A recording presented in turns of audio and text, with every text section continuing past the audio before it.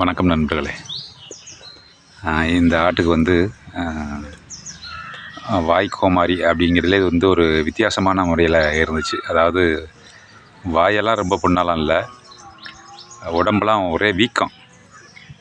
கால்லாம் பார்த்திங்கன்னா கடுமையான வீக்கம். அவ்வளவு உடம்புலாம் அவ்வளோ ஒரு அழுத்தமாக இருந்துச்சு. அதாவது ஒரு பாறாங்கல் மாதிரி உடம்பு பூராமே இருந்துச்சு. கிட்டத்தட்ட 4 நாளாக மேயலை.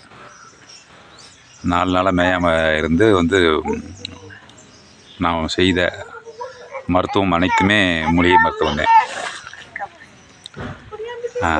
முதல் நாள் வந்து இந்த கீழாநெல்லி, அதாவது கீவாநெல்லின்னு சொல்லக்கூடிய கீவாநெல்லி, சிறியானங்கை, பூண்டு, மஞ்சள், ஜீரகம், வெற்றிலை, மிளகு, உப்பு, இது எல்லாமே அரைச்சி ஒரு 3 வேளை 3 தினங்கள் கொடுத்தேன். அதுக்கு பிறகு வந்து சிறியானங்கை, மஞ்சள் தூள் அரைச்சி உடம்பு பூராமே தடவி விட்டேன். எல்லா உடம்பு ஃபுல்லாகவே தடவி விட்டேன். உடம்பு ஃபுல்லாக தெளித்து நல்லா தடவின பிறகு அந்த வீக்கங்கள் படிப்படியாக குறைஞ்சிருச்சு. இப்போது இந்த கால்களில் புண்கள் இருக்கிறதுனால வேகமாக நடக்க முடியலை. அதனால் வந்து ஆட்டோட சேர்க்காமல் தனியாகவே வச்சுருக்கேன். இப்போ இந்த காலகட்டங்களில், இந்த டிசம்பர் முடிஞ்சு இப்போ ஜனவரி காலகட்டங்களில் இந்த மாதிரி உள்ள வாய்க்கோமாரிகளுக்கு வந்து நிறைய நண்பர்கள் வந்து ஆடு காப்பாற்றவே முடியலாம் சொல்லியிருந்தாங்க, எனக்கு தொடர்பு கொண்டாங்க.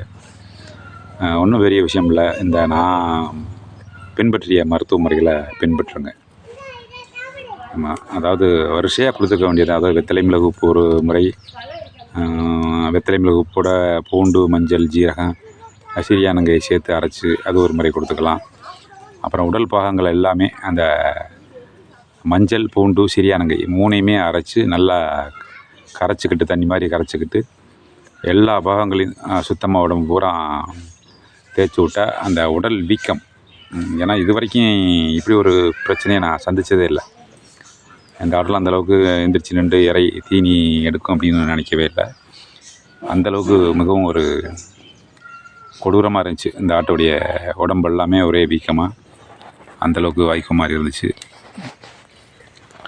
இப்போ பாருங்கள், இறை நல்லா எடுக்குது. வாயில் எந்த ஒரு புண்களும் இல்லை. காலில் தான் அந்த குழம்பு எடுக்கல புண், அதோட ஒழுங்காக நின்று வேற சாப்பிட முடியல. அந்தளவுக்கு புண்ணு. இப்போ புண்ணுகளுக்கு வந்து மருத்துவம் பண்ணியிருக்கிறேன்.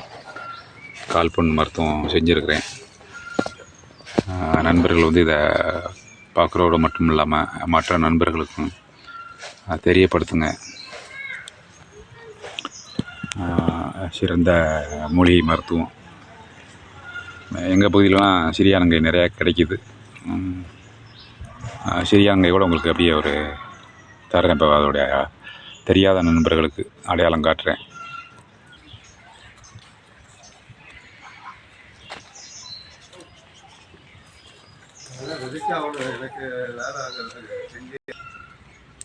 இதுதான் சிறியானங்கை. நிறைய நண்பர்கள் தெரியலை அப்படின்னு சொன்னாங்க. இது ஒரு தாவரத்தோட சார்ந்து தான் வரும், தனிப்பட்டு இருக்காது. இந்த பாருங்க, அதாவது மிளகாய் செடி மாதிரி தோற்றம் இருக்கும். ஒரு இலையை பிடுங்கி நம்ம வாயில் வைக்க முடியாது, அந்தளவுக்கு கடுமையாக கசக்கும். இதுதான் சிறியானங்கை.